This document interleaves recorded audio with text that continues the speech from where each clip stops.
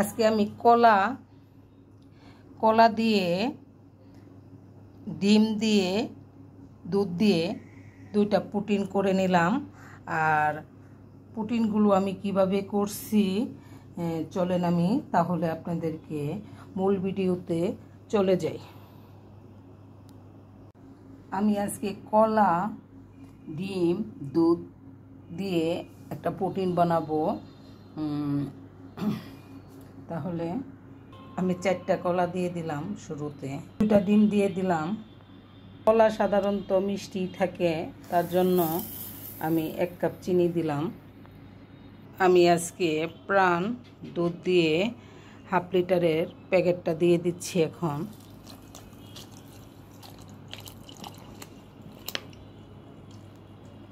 সবটুকু আমি দিব না, কেননা উস্কে যাবে। আগে আমি এটা ব্লেন্ড করে নিই।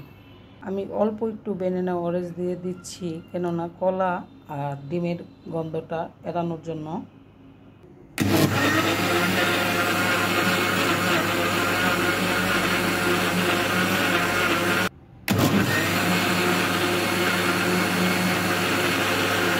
আমি ব্লেন্ডার করে নিয়েছি, এখন চেলে নেব।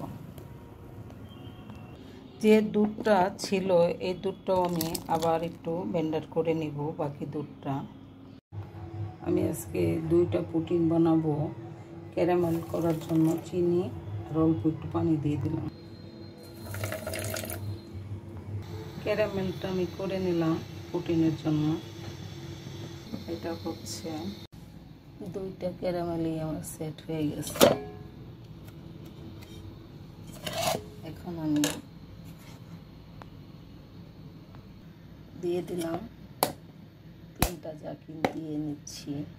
অর্ধেক রেখে দিয়েছি এটাতে দেওয়ার জন্য। 5 মিনিট আমি চুলাটা ধরিয়ে রাখছি স্ট্যান্ডটা দিয়ে। এখন আমি চুলাতে দিয়ে ঢেকে দিলাম আধা ঘন্টার জন্য। চলে আসলাম আধা ঘন্টা পর। আমার পুটিনটা খুব সুন্দরভাবে হয়ে গেছে। এখন আমি দ্বিতীয় কেকটা বসিয়ে দিলাম, ডেকে দিলাম আধা ঘন্টার জন্য। এটা বসিয়ে আধা ঘন্টা পরে আবার আসবো। চলে আসলাম আধা ঘন্টা পর আবারও। দেখি আমার এই পুটিনটা কেমন হলো। আমার পুটিনটা আমার হয়ে গেছে। ঠান্ডা হলে আমি কাটবো। গুলো আমার ঠান্ডা হয়ে গেছে, আমি এখন থালাতে ঢেলে নিই। 2টা পুটিনই আমি ঢেলে নিলাম। আমার পুটিনগুলো এখন আমি কেটে নিব। পুটিনটা আমি কেটে নিচ্ছি। কেটে নিলাম। এখন আমি বিসমিল্লাহ খেয়ে টেস্ট করে আপনাদেরকে দেখাচ্ছি। বিসমিল্লাহ, অনেক ভালো হয়েছে, মাশাআল্লাহ। ধন্যবাদ।